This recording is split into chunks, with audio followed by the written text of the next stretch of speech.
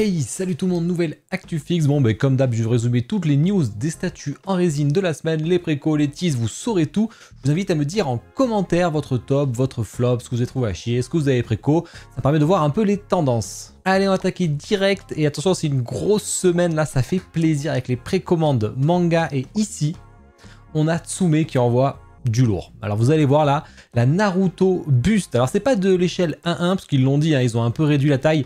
Notamment au niveau du poids, je crois qu'il y a 80%, 75%, ça dépend des persos, hein, Naruto enfant, et ça grandit un petit peu.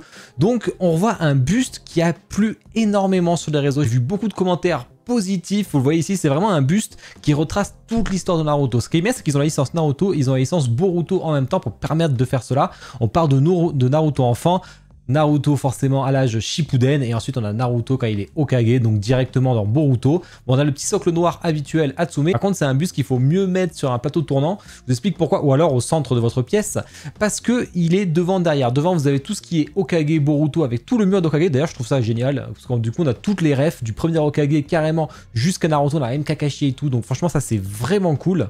On a le petit village de Konoha, et derrière, vous avez les deux Naruto que vous connaissez bien, hein, comme moi, hein, si vous avez grandi avec. Et on voit qu'on a toujours ce principe de rouleau souvenir, un peu comme il y a eu sur Luffy, qui retrace les moments clés. C'est ça qui a plu aux gens, ça fait ressentir de l'émotion, ils sont très forts Tsume là-dessus. Franchement, ils envoient vraiment une statue de Naruto qui est complètement incroyable. Et là où je leur tire vraiment mon chapeau, je sais pas si vous l'avez remarqué, souvent en ranking on critique les bustes parce qu'il y a que des amputés, quoi. Soit ils sont sans bras et ils ont les bras coupés, soit il y a les deux bras, etc.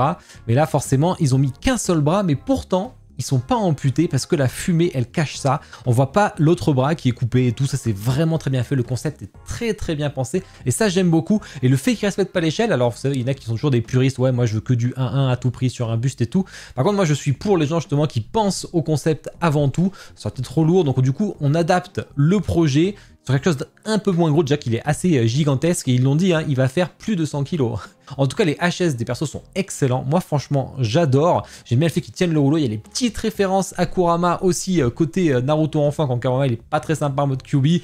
Et à l'arrière, avec quand ils ont entre guillemets fusionné, et franchement, ça c'est top. Les petits moments, ils vont carrément du tout début. Ça doit pas être facile d'ailleurs de choisir ces moments-là. Je me demande comment ils ont pu faire. Et on arrive jusqu'au dernier moment de la photo de famille. Franchement, c'est superbe. Gros taf de tout. Par contre, on est sur un 3100 €. C'est très cher. Alors, je sais qu'ils avaient voulu faire soit petit tirage, mais le prix arrivait à 3900, 4000 €, soit un tirage ouvert sur une semaine. C'est-à-dire que là, vous pouvez le précommander, ça c'est j'adore. Hein. Parce que moi, je déteste les reveals à la préco, parce qu'on n'a pas le temps de réfléchir. Des gens, malheureusement, des fois, qui sont pris dans la hype et qui précommandent, et après, une semaine après, ils vont devoir le cancel, mais ils vont perdre leur acompte.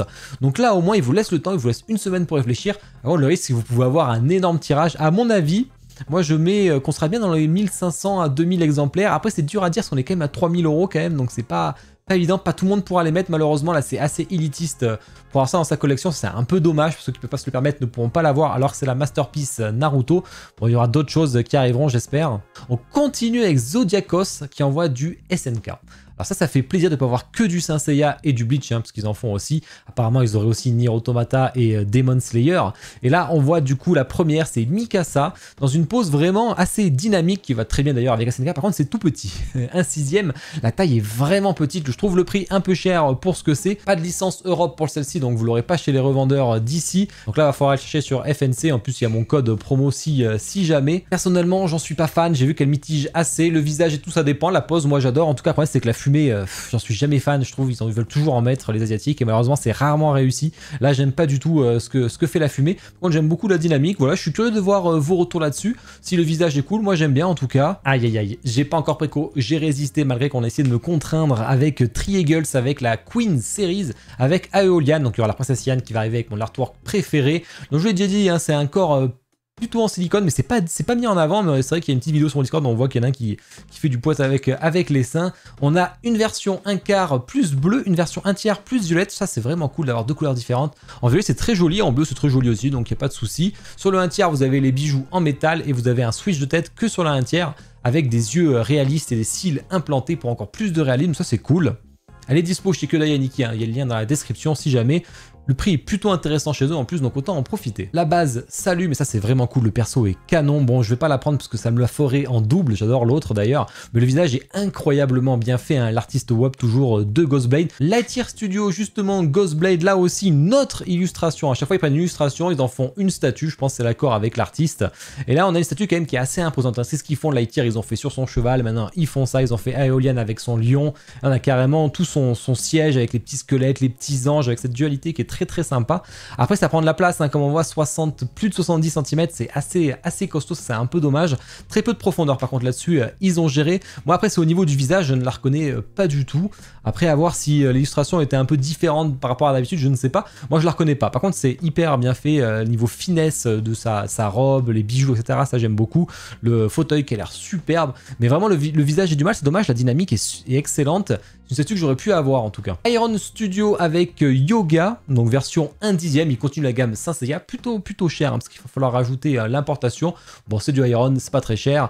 Ensuite, en préco jeux vidéo, ici on va avoir enfin, ils ont annoncé Little Nightmares 3. Moi, je suis un gros fan du 1 et 2. Vous avez vu, j'ai mon petit coin Little Nightmares. J'ai fait un petit room tour dessus. Allez voir si jamais. Et là, il y a le 3 qui arrive. J'ai très hâte d'y jouer. La Bandai Namco, j'ai déjà la première. Ben là, une deuxième, toujours au même tirage, au même prix. Ça, c'est cool. Elle est déjà dispo si vous voulez l'acheter. Seul problème, je trouve que ça va pas très bien. Mais ça, c'est le jeu, hein, qui est comme ça. Ça va pas très bien avec ma collection. Donc, je peux pas la mettre dedans. Ça a trop détonné. En tout cas, j'ai très hâte de jouer au jeu. Je le ferai en stream sur Twitch, bien entendu. Précommande Marvel. Ici, on n'a pas beaucoup de choses, mais on a au moins une PCS, on a parlé la dernière fois, en 1/3, version régulière ou version exclusive. La version exclusive, on rajoute la tête en l'air, je sais pas si ça vaut vraiment le coup d'aller la chercher, parce que ça a coûté plutôt cher sur PCS, mieux vaut l'acheter directement chez Kyodai. C'est la gamme Gameverse, hein, donc le jeu vidéo. Voilà, une petite Storm. Cette fois-ci, il n'y a pas de deux couleurs différentes. Une fois, il y avait eu le blanc et le noir. Là, on n'a que le noir. Les cheveux qui font un peu pâter, je trouve, c'est un peu dommage. C'est bien d'avoir les yeux, mais est-ce qu'ils vont les mettre s'illuminer? Ils ont déjà fait une retouche là-dessus sur la précédente. Tant qu'à faire, ils ont dû mettre les yeux qui s'allument là aussi. Bon, la base est ultra colorée comme d'hab, je suis pas très fan là-dessus, toujours ces éclairs jaunes et tout, bref. Iron Studio avec un petit Wolverine, avec un petit switch de tête si vous le souhaitez, voilà, c'est du 1/10, c'est toujours sympa pour ceux qui veulent. Alfred de Prime One, je sais pas si vous vous rappelez du Batman Signal qui est assis sur son trône avec tous les écrans qui s'allument et tout, qui sont hyper stylés.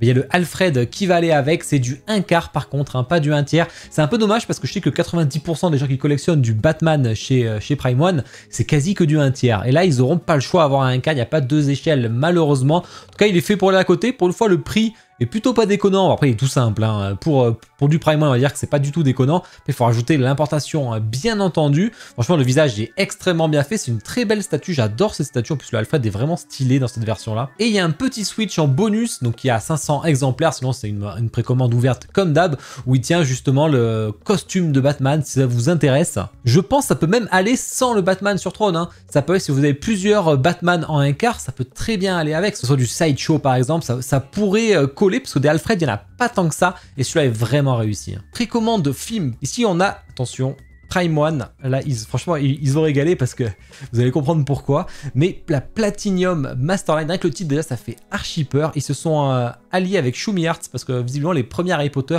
ont énormément déçu au reveal lors des showcases.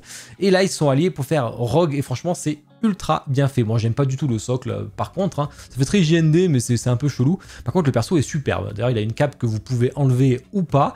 Le visage a l'air extrêmement bien fait. Alors, c'est pas du silicone, hein, mais on a sur des cheveux implantés. En tout cas, c'est du mix média au niveau du costume. Il a l'air très bien fait, très texturé, je pense. En tout cas, le costume a l'air hyper bien fait. La main aussi, elle tient la baguette et tout. Mais là, ce qui déconne, c'est le prix, hein. Franchement, on arrive dans un abus total. Là, Prime One, il déconne vraiment. Alors, on revient au prix de la Nier Automata, qui était il y a quelques années, et avec Square Enix en plus. Donc, pour vous dire, donc là vraiment il y a un abus. Je pense que ça va être difficile, et j'espère que personne va acheter ça pour pas trop soutenir, parce que sinon ils vont faire toute la gamme, ils vont se faire plaisir. Après il n'y a que 150 exemplaires, donc je n'ai aucune inquiétude sur le fait que tout va partir, ça je m'en doute, et du coup ils continueront. Gros statut de MGL Toys et Paladin Studio qui s'allient, vous savez, il y a eu les Toy Story, et franchement là ils ont fait Wall-E, donc ils continuent sur les Pixar, elle est superbe, vraiment elle est superbe. Il y a une petite lune derrière qui s'allume avec aussi la petite ampoule du lampadaire, franchement elle est super pour les fans, elle est pas très chère en plus, elle est chez Kyodai à 400, je crois 449 ou 439 ou 459 entre ces trois-là. Et vraiment, c'est cool, hein. Importation comprise en plus, hein. Belle statue. J'en ai vu qu'ils l'ont préco sur le Discord et ça, j'espère que je pourrai l'unbox parce que franchement, c'est cool, ça rappelle des bons souvenirs. Robocop de Hollywood's Collectibles en un quart, ça on en avait parlé aussi. Voilà, bon, une pose habituelle chez Robocop, ça on change pas, il n'y a pas grand chose à faire sur le personnage. 500 exemplaires et pareil côté Anubis, on en avait parlé, je crois qu'il y a un mois, elle avait été présentée. Ben voilà, elle est en préco. C'est bien d'avoir du Stargate pour les fans parce que je pensais pas en voir, surtout que c'est quand même une vieille série là pour le coup, mais ça fait toujours plaisir.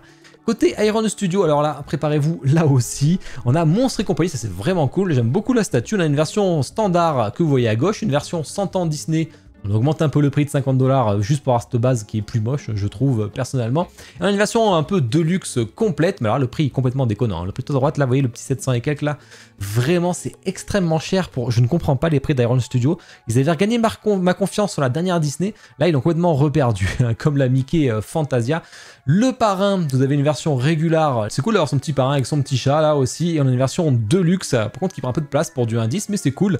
C'est pas une chose que vous verrez souvent. E.T. côté Iron Studio, là aussi, vous en avez qu'une version avec les deux enfants derrière cette fois-ci. Et précommande autre, pour finir sur les précos, on a le groupe Kiss, les deux derniers qui manquaient. Donc voilà, vous pourrez faire le diorama complet si vous le souhaitez. On a fait le tour des précos, on va passer au tease. Bon, comme d'hab, je vous invite à passer par mon partenaire Kyodai Aniki, hein. Vous savez qu'il y a mon lien affilié dans la description, ça me soutient, je vais vous faire gagner des cadeaux d'ailleurs. Il va y avoir 2 gagnants, donc 100 € chacun à gagner sur mon 200e unboxing. On y est déjà, allez voir les derniers, mais là il y a le 200e qui sort je crois dimanche prochain. Il faudra juste commenter la vidéo pour me dire ce que vous pensez de la statue. Au niveau du planning, juste un gros planning, parce que là ça y est, je recommence. Mercredi, Naraka normalement, et ensuite jeudi les 2 ans de Cartoon Kingdom. Il n'y aura pas de VOD à sa demande, donc vraiment soyez là. Il va tout balancer comme l'année dernière, c'est son anniversaire, hein, donc c'est 2 ans.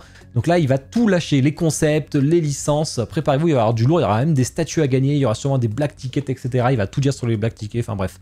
Restez jusqu'au bout, je vous le conseille. Samedi soir, on reprend les jeux horreur avec ma femme. Et là, en plus, j'ai pris du lourd, vous allez kiffer. Merci à Degoro qui me les a conseillés. Et dimanche, le ranking reprend aussi. Là, on va se régaler avec tout le mois de juillet. Attention, il y a Manier Automata, j'espère qu'elle sera en rang S. Allez, on enchaîne avec les teas manga. Ici, on a Cartoon Kingdom, justement. Ça y est, qui va livrer ses Goldorak et Actarus archi rapide. En plus, il a fait des modifs dessus. Et c'est déjà en livraison, donc franchement archi rapide, mais ils ont vraiment assuré. Côté Akihabara Club, on a un petit tease côté Mickey de, alors putain, comment ça s'appelle, la Tokyo Revenger en 1/6. Voilà, vous pouvez vous imaginer la pose. Ils vont sur le perso le plus puissant, si j'ai compris, enfin le plus hypant plutôt. Côté Jimmy Palace, la fan prod de Marco, ça fait plaisir aussi. On voit les 2 HS de prix. Enfin, on a une belle photo, sans filtre en plus. Et ça, c'est cool. Franchement, ils sont cool. Je sais pas laquelle vous préférez. Moi, je pense que je préfère peut-être même le visage qui sourit, mais la pose est un peu bizarre, donc ça dépend. Et côté Xiart Studio, la Tokyo Ghoul, le diorama, là, vous avez justement, pour vous faire une petite idée. On en avait parlé la dernière fois, on avait regardé un peu le head sculpt. Bon, moi, je suis pas convaincu, mais c'est déjà un peu mieux que ce que je pensais. Alors ça, Piji Soulland, alors là je revois Kian ou Rengsu. Donc vous savez l'ange qui a beaucoup plu, d'ailleurs que je vous ai unbox, pour l'instant elle est que pour les subs YouTube. Elle arrivera courant septembre je pense ou octobre, la vidéo unboxing. Et là vous avez la dark version, alors vu comme elle est superbe la version normale, celle-là à côté ça peut envoyer du très lourd, surtout qu'elle a l'air différent, hein. C'est pas juste un repompe de sculpte, un recast ou quoi, hein. C'est vraiment un concept totalement différent, en vrai c'est une folie. Une Aeolian côté Inat Art, alors malheureusement depuis la Yann, j'ai plus du tout confiance, donc j'ai très peur du visage. Allez, tease jeu vidéo, là on a Chun-Li qui va être en précommande chez PCS le 31 août, donc ça va pas tarder, vous savez c'est le buste taille réelle, on en reparlera à ce moment-là. Tease Marvel, il y en a juste un, c'est PCS qui fera du coup la préco de son Carnage avec un peu pas mal de persos autour, c'est un diorama. On sera en préco le 7 septembre, donc on en reparlera à ce moment-là. Et tease autre pour finir, alors là c'est quand même assez incroyable. PCS qui envoie un Michael Jordan assez dynamique, visiblement en un quart. Ça va plaire à beaucoup de personnes. C'est quand même une star internationale. D'ailleurs, j'ai adoré le film sur Netflix, enfin la série Netflix qu'ils ont fait dessus, c'était excellent. Allez la voir si vous ne l'avez pas vu. N-Studio qui envoie Summer, bon ça, franchement, ça vend pas du rêve. Création originale, il y a un petit speech et tout, mais franchement, c'est très basique. Et ben voilà. On a fait le tour de tout ça. Bon, j'espère que ça vous a plu. N'hésitez pas à me le dire en tout cas en commentaire. Likez la vidéo, bien entendu, vous abonner si ce n'est pas déjà fait. N'hésitez à aller voir mes derniers unboxings, notamment la Bayonetta qui est la sexy sorcière. On la connaît bien. Elle est là, franchement, elle est canon. Et puis on se voit jeudi au live. Allez, bonne journée, bonne soirée à tous. Ciao.